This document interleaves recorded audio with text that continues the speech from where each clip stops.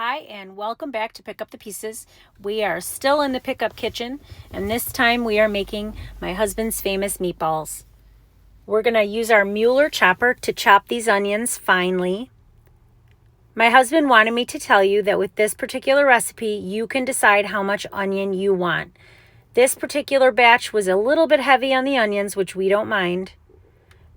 The recipe for these meatballs is in the description box. We put in that recipe the proper amount of onions to use. We used a little bit extra when we made it here in the video. This Müeller chopper makes chopping onions super easy. It is linked in the description box for you if you want to check it out. It definitely helps make the onion chopping process a lot less painful. So now that our onions are chopped, we're going to get our eggs ready.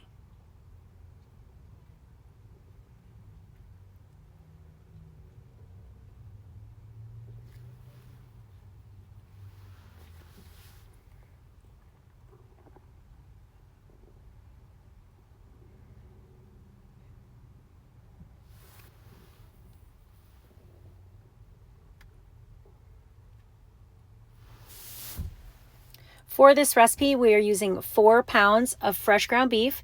We get our beef from a local butcher called the Heartland Abattoir.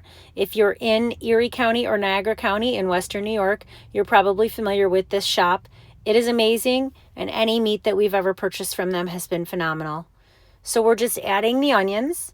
We're adding 2 sleeves of butter crackers, the round ones, not the square ones. We're also adding our favorite seasonings, which include oregano, salt, pepper, garlic powder, and onion powder. The exact amounts for 4 pounds of ground beef are included in the description for you. We're also using some fresh parsley. We grew a whole bunch of parsley in our garden this year, and so whenever we can use fresh, we will, but dried parsley is completely fine. We're also adding some eggs and some 2% milk. If you use a different kind of milk, you can certainly substitute that to make this dairy-free or lower in fat. And then you are going to mix these meatballs up by hand. Do not overmix them. You don't want a tough meatball, but you definitely want all of the ingredients mixed together evenly. And you don't want to take a bite of a meatball that has all the onions and nobody else's meatball has any. Here we're chopping curly parsley. It's easier to chop it more finely if you sort of ball it together. You're able to get a more even chop if you do it that way.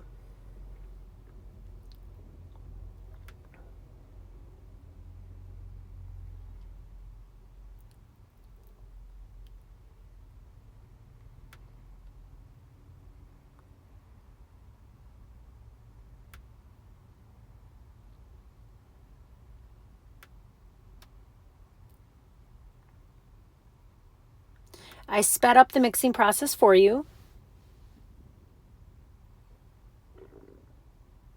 But you can see that my husband is doing a very, very good job of making sure to mix all the ingredients together. This is a large bowl with 4 pounds of meat in it. If you were making a smaller quantity, obviously you wouldn't have to mix as much. But when we make a batch of meatballs, we make a huge batch. That way we can eat some in the next day or so, and then we can scoop and freeze the rest. So that way we have meatballs for the last minute ready at any moment.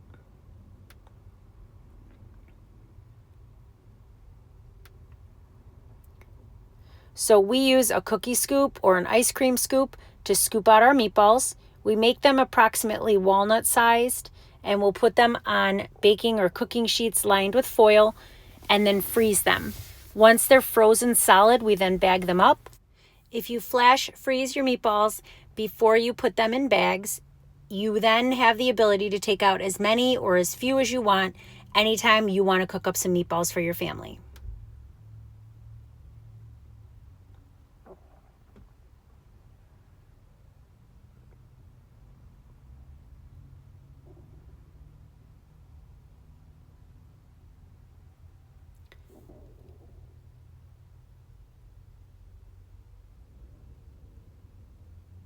So here you can see our completed scooped meatballs.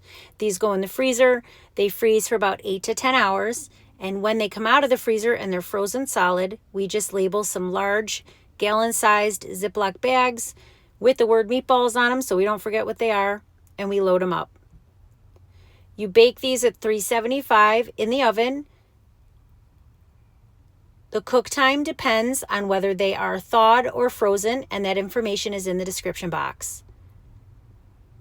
I just want to say thank you for joining us once again in the Pickup Kitchen. It means so much to us that you are here.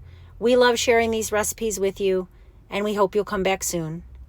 Here's the finished product. Thanks, bye.